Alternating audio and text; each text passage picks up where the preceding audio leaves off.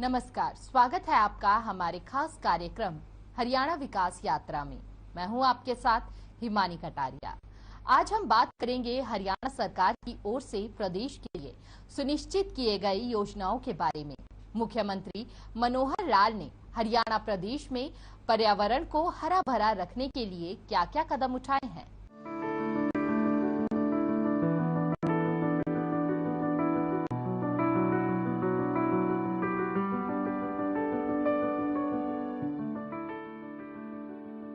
हरियाणा सरकार का सराहनीय कदम।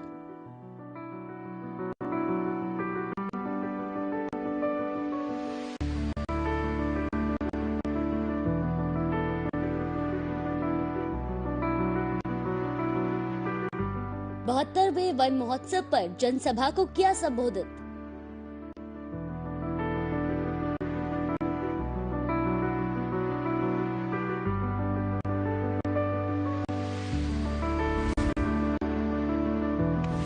सीएम ने किया ई पौधाशाला मोबाइल ऐप लॉन्च।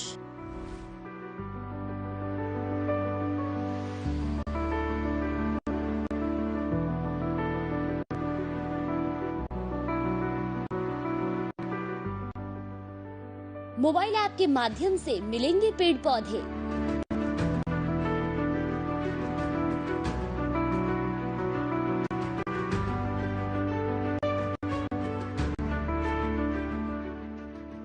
वन्य एवं वन्यजीव विभाग की पुस्तिका का किया विमोचन।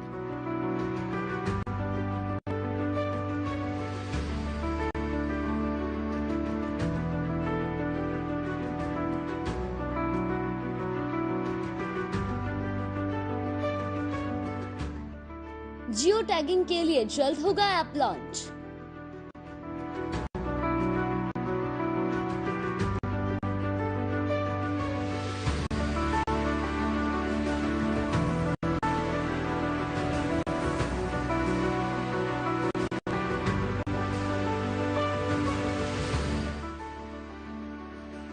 पर्यावरण संतुलन के लिए भूजल योजना की शुरुआत।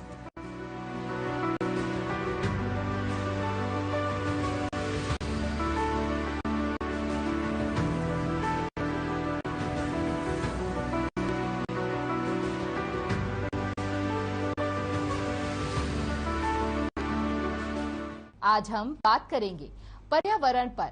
हरियाणा के मुख्यमंत्री मनोहर लाल ने पर्यावरण को सुरक्षित रखने की दृष्टि से 72वें वन महोत्सव के अवसर पर प्रदेश की जनता से अपील की कि वह अपने जीवन काल में कम से कम एक पौधा लगाकर अपने आसपास हरियाली बनाए रखने का संकल्प ले।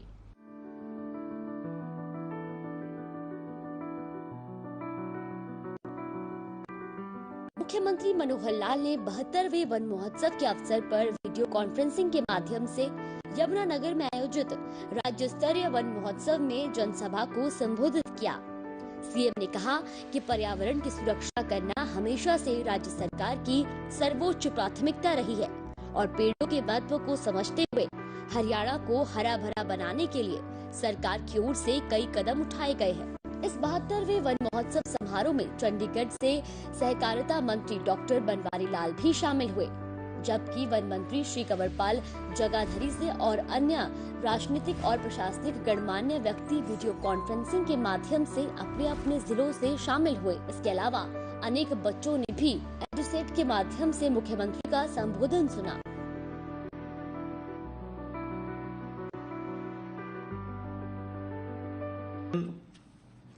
वास्तव में ही पर्यावरण की दृष्टि से कहे या वन विभाग की दृष्टि से कहे, हमारा ये जो 72वां वन महोत्सव हरियाणा प्रदेश का, इसका आज का ये दिन वन विभाग को समर्पित है। मेरे से पूर्व हमारे वन मंत्री श्री कंवरपाल जी ने हमारा मार्गदर्शन किया और मैं समझता हूं कि जितनी प्रकार के विषय हो सकते थे वो सब हमारे सामने उन्होंने रखे। आज इस कार्यक्रम में हमारे साथ सभी जिला केंद्रों पर सब लोग जुड़े हैं। हमारे अन्य स्थानों पर चाहे वो चाहे हमारे एजुसेट से जुड़े हुए छात्र बंधु हैं या वन विभाग के डिविजनल बायोडाइवर्सिटी कमेटीज के जो लोग हैं वो जुड़े हैं। मेरे साथ हमारे सहकारिता मंत्री श्री बनवारी लाल जी उपस्थित हैं। अन्य स्थानों पर सभी हमारे केंद्रीय मंत्री, सभी हमारे सांसद, सभी हमारे विधायक, उपस्थित सभी सज्जनवृंद, आज के इस अवसर पर मैं आपको बहुत बहुत बधाई और बहुत बहुत शुभकामना देता हूं। मित्रों, सावन का महीना है, वर्षा अपने जोबन पर है और इस समय प्रकृति जिस प्रकार का एक सुंदर दृश्य, एक जिस प्रकार का उत्साह और उमंग ये सब लोगों को मन भावन इस रूप में आगे बढ़ाता है। न केवल मनुष्य बल्कि वृक्ष, औषधि, पेड़, अन्य सभी फसलें वो भी सब फैला रही हैं कि इस मौसम में एक आनंद का जो भावना है वो सब उसको महसूस कर रही हैं। आज हमने जिस प्रकार से विचार करना है, मित्रों, पेड़ों का जो महत्व है ये हम सबको ध्यान में रहना चाहिए कि जो पेड़ है हमारे जीवन में पर्यावरण के नाते तो महत्वपूर्ण है ही है। आखिर इन पेड़ों से हम फल प्राप्त करते हैं, छाया प्राप्त करते हैं और सबसे महत्वपूर्ण, क्योंकि अभी कोविड के इस 2 वर्ष के कार्यकाल का जो हमको अनुभव हुआ है, खास करके जो दूसरी लहर आई, इस समय इन पेड़ों के माध्यम से जो ऑक्सीजन की आवश्यकता पूर्ति होती है वो हमको ध्यान में आई है। आखिर ये जो आवश्यकता अगर आभास हुआ है तभी लोगों में जागरण भी पैदा हुआ है कि हमको पेड़ जो है वो लगाने चाहिए। मुख्यमंत्री मनोहर लाल ने 72वें वन महोत्सव के अवसर पर वीडियो कॉन्फ्रेंसिंग के माध्यम से राज्य स्तरीय वन महोत्सव में जनसभा को संबोधित किया। सीएम ने पर्यावरण को हरा भरा रखने के लिए कई अनेक कदम उठाए हैं। प्रदेश की सुरक्षा करना हमेशा से राज्य सरकार की सर्वोच्च प्राथमिकता रही है। हरियाणा सरकार का लक्ष्य है कि वह प्रदेश में 3 करोड़ पौधे लगाए, जिससे पर्यावरण सुरक्षित रहे।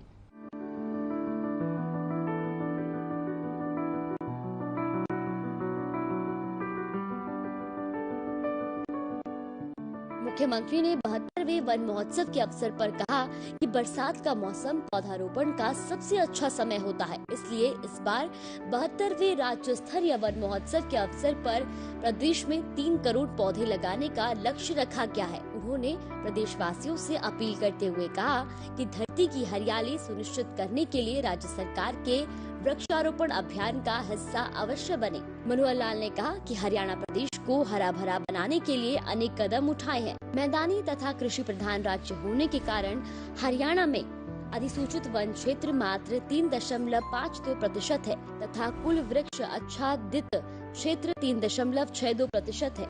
इस प्रकार हमारा कुल वन व वृक्ष आच्छादित क्षेत्र 7% है। इसे 20% तक बढ़ाने के लिए अधिक से अधिक पेड़ पौधे लगाना बेहद जरूरी है। ये जिम्मेवारी हम सब की है। पेड़ों का महत्व आज हमको ध्यान में आया, लेकिन अगर हम ध्यान करेंगे तो हमारी संस्कृति, हमारी जो एक प्रकार से इतिहास, हमारे संस्कार ऐसे हैं कि पेड़ों का महत्व तो प्राचीन काल से हमारे लोगों के मनों में ये चलता आ रहा था। कैसे हम पेड़ों की पूजा करते हैं, पीपल की पूजा करते हैं। पीपल हमको ऑक्सीजन दिन में के अलावा रात को भी हमको ऑक्सीजन जो है वो पीपल का पेड़ देता है। ऐसे इन पेड़ों के महत्व को अगर हम इनका ऐतिहासिक वर्णन सुनते हैं तो जैसे महात्मा बुद्ध को एक वृक्ष बड़े पेड़ के नीचे ही उनको ज्ञान की प्राप्ति हुई।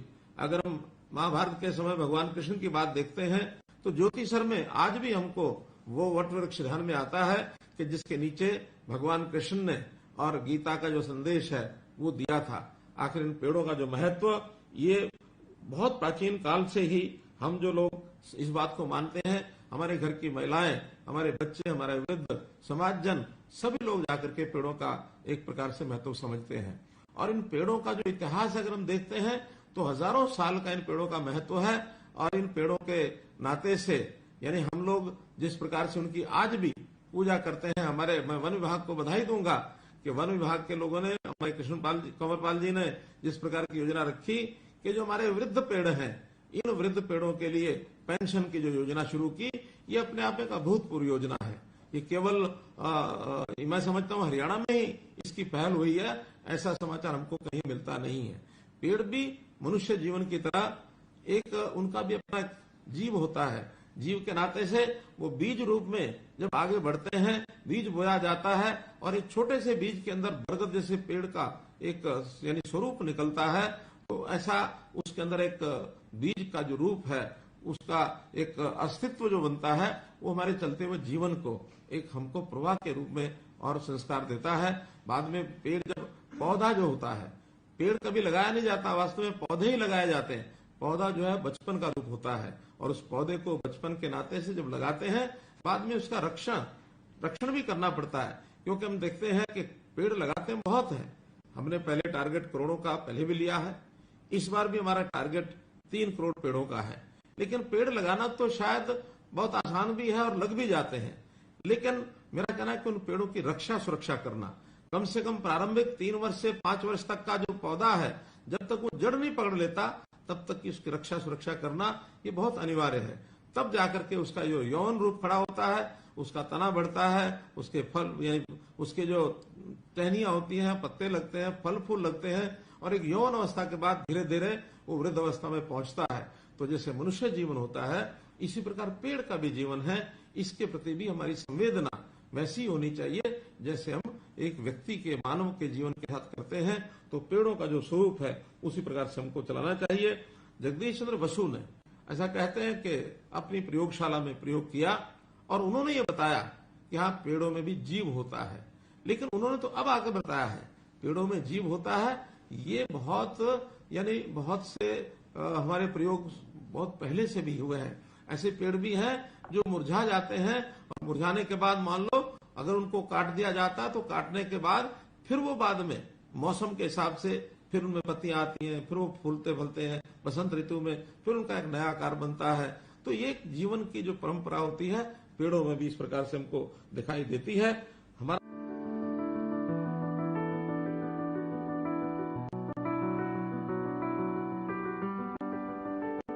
इसी बात को ध्यान में रखते हुए वन्य एवं वन्य जीव और स्कूल शिक्षा विभाग द्वारा विशेष योजनाएं लागू की गई हैं। मुख्यमंत्री ने उदाहरण देते हुए कहा कि फिलीपींस देश में हर छात्र को अपनी स्नातक की डिग्री प्राप्त करने के लिए 10 पेड़ लगाना अनिवार्य है। उन्होंने कहा कि हरियाणा में भी छात्रों को पेड़ लगाने के लिए प्रोत्साहित करने हेतु 12वीं के छात्रों को अंतिम मूल्यांकन में कम से कम 10 अतिरिक्त अंक देने का प्रावधान करने की शिक्षा विभाग की ओर से संभावनाएं तलाशी जाएं। तो इसी प्रकार हम लोग ऐसा भी विचार करते हैं कि जो विद्यार्थी है वो अपने यानी विद्यार्थी काल के अंदर पौधों को महत्व दे। तो इसके लिए अभी शिक्षा मंत्री कंवरपाल जी से बात हो रही थी, संयोग से वो शिक्षा मंत्री भी हैं और वन मंत्री भी हैं।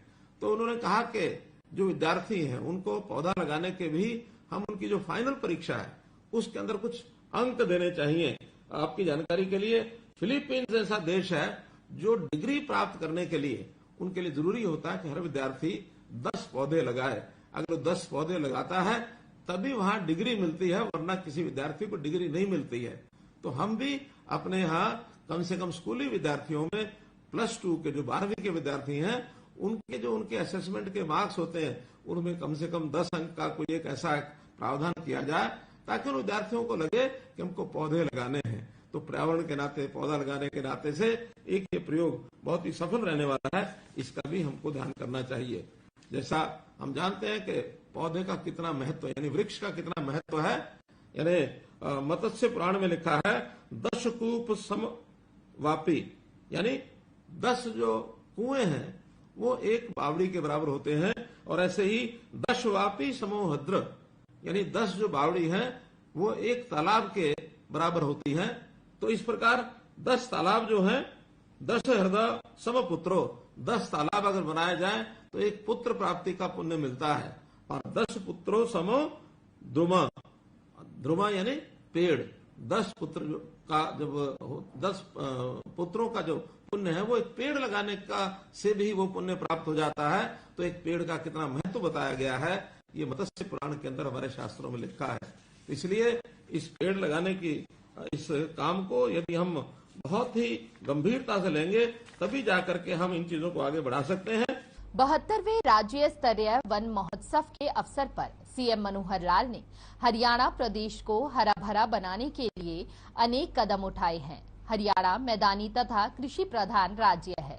इसी बात को ध्यान में रखते हुए प्रदेश में वन एवं वन्य जीव और स्कूल शिक्षा विभाग के लिए विशेष योजनाएं लागू की गई हैं। 72वें वन महोत्सव के अवसर पर मुख्यमंत्री ने सरकारी नर्सरी से पौधों के मुफ्त वितरण के लिए एक नागरिक केंद्रित मोबाइल एप्लीकेशन ई पौधाशाला लॉन्च की। उन्होंने कहा कि प्रधानमंत्री की ओर से शुरू किए गए जल शक्ति अभियान के तहत पंचायतों को वितरित किए जाने वाले सभी पौधे और राज्य सरकार की पौधागिरी योजना के तहत बांटे जाने वाले पौधे इस मोबाइल एप्लीकेशन के माध्यम से वितरित किए जाएंगे। इसके अलावा सभी नागरिक एवं सरकारी कार्यालय वन विभाग की नर्सरी से इस ऐप के माध्यम से अपनी मांग रखकर पौधे प्राप्त कर सकते हैं। ये मोबाइल एप्लीकेशन एंड्रॉइड और आईफोन दोनों के लिए उपलब्ध है। इसके माध्यम से निकटतम नर्सरी में अपनी पसंद के पौधों की उपलब्धता की जांच की जा सकती है और इस ऐप में नर्सरी में पहुंचने के लिए नेविगेशन की सुविधा भी है।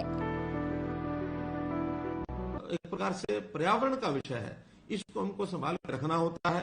पेड़ों की कटाई होने से बहुत बड़ी संख्या में पेड़ कटते हैं तो पर्यावरण बिगड़ता है। इसको संवारने के लिए हमको लगातार पेड़ पौधे लगाने चाहिए।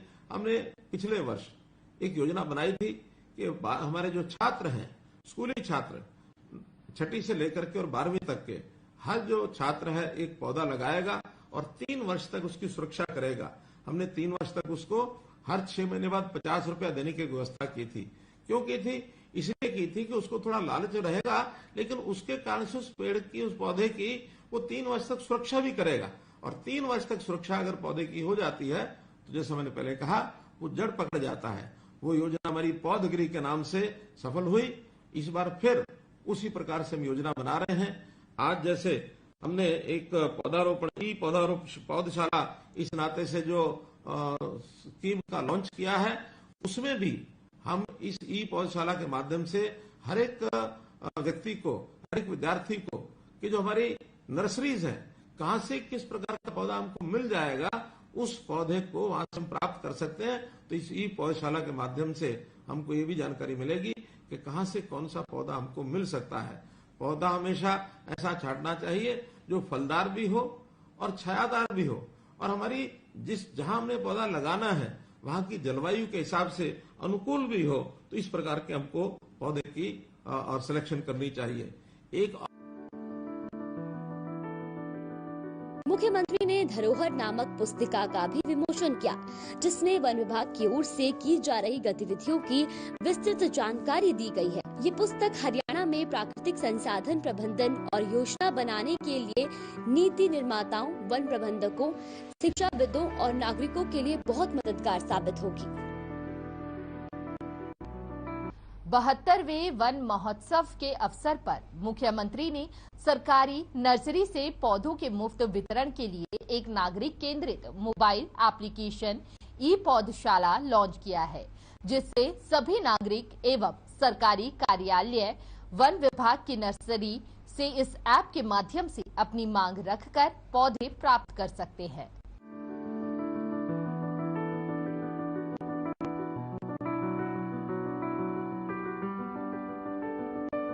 मुख्यमंत्री ने कहा कि प्रदेश की जनता की ओर से लगाए गए पौधों की जियो टैगिंग के लिए जल्द ही एक एप्लीकेशन शुरू की जाएगी। मोबाइल एप्लीकेशन वन विभाग को लगाए गए पेड़ों की हर 6 महीने में तस्वीर लेने में मदद करेगा, ताकि उन वृक्षों की देखभाल सुनिश्चित हो सके।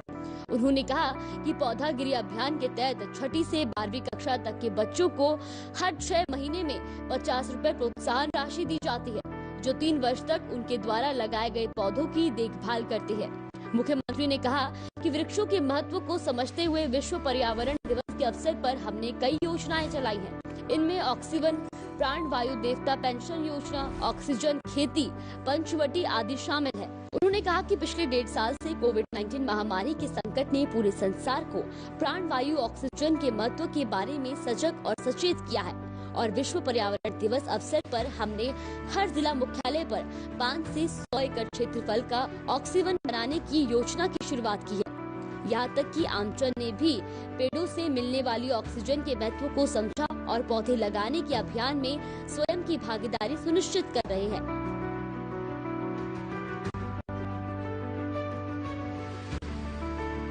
पिछले दिनों के अंदर पेड़ लगाने का एक अभियान, जो वन लगाने का अभियान भी चलाया।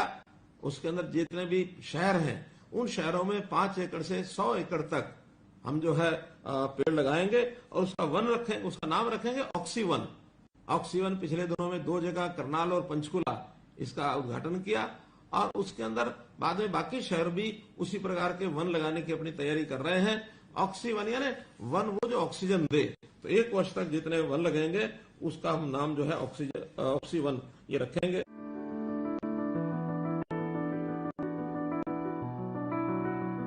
उन्होंने कहा कि राज्य सरकार ने 75 साल से अधिक आयु के वृक्षों के प्रति कृतज्ञता व्यक्त करने के लिए प्राणवायु देवता पेंशन स्कीम का शुभारंभ किया है। इस योजना के तहत 75 साल से अधिक आयु के वृक्षों के रखरखाव के लिए 2500 रूपए प्रति वर्ष पेड़ पेंशन का प्रावधान किया है। इसमें बुढ़ापा सम्मान पेंशन के अनुसार हर वर्ष बढ़ोतरी की जाएगी। इसके अलावा सरकार ने धर्म क्षेत्र कुरुक्षेत्र की 48 कोस की परिधि में स्थित 134 तीर्थों में पंचवटी वाटिका बनाने की भी शुरुआत की है।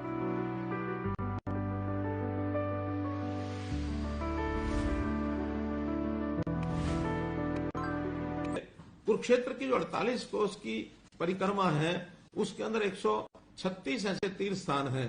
तो ऐसे तीर्थ स्थानों के ऊपर सब जगह पर जो वन पंचवटी वाटिका 134 तीर्थों पर पंचवटी वाटिका ये लगाने का अभियान चलाया है, ताकि वहां भी हर एक यानी स्थान पर पंचवटी ये लगाया जाए। तो इस प्रकार हम लोग यदि अपने अपने क्षेत्र के अंदर वन विभाग का यानी महत्व बढ़ाएंगे तो हमारा जो क्षेत्र है अभी चूंकि मैदानी इलाका है, तो मैदानी इलाके में पेड़ों का उतना ज्यादा कई बार अपने आप लगना, अपने आप उगना वो कठिन होता है, तो वो हमारे द्वारा लगाए जाने चाहिए। हरियाणा में हरियाली को हरा भरा बनाए रखने के लिए प्रदेश की जनता की ओर से लगाए गए पौधों की जियो टैगिंग के लिए सरकार की ओर से जल्द ही एक और एप्लीकेशन की शुरुआत की जाएगी, जो वन विभाग में लगाए गए पेड़ों की हर 6 महीने में तस्वीरें लेने में मदद करेगा, जिससे वनों में लगे वृक्षों की देखभाल सुनिश्चित हो सके। साथ ही प्रदेश में जल्द ही पंचवटी वाटिका बनाने की भी शुरुआत की जाएगी।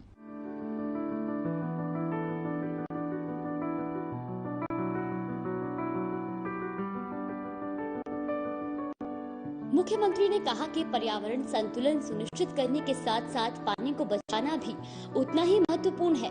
इसलिए आने वाले पीढ़ियों के लिए पानी की एक एक बूंद बचाने के उद्देश्य से हरियाणा में मेरा पानी मेरी विरासत योजना शुरू की गई है। उन्होंने बताया कि पिछले साल राज्य की 1 लाख एकड़ जमीन में धान की जगह कम पानी की खपत वाली फसलें उगाई गई थी। इस साल सरकार ने 2 लाख एकड़ का लक्ष्य रखा है और खुशी की बात यह है कि किसान इसमें सरकार का पूरा सहयोग कर रहे हैं। इस अवसर पर मुख्यमंत्री के अतिरिक्त प्रधान सचिव तथा सूचना जनसंपर्क एवं भाषा विभाग के महानिदेशक डॉक्टर अमित अग्रवाल व वन विभाग के अन्य वरिष्ठ अधिकारी मौजूद रहे।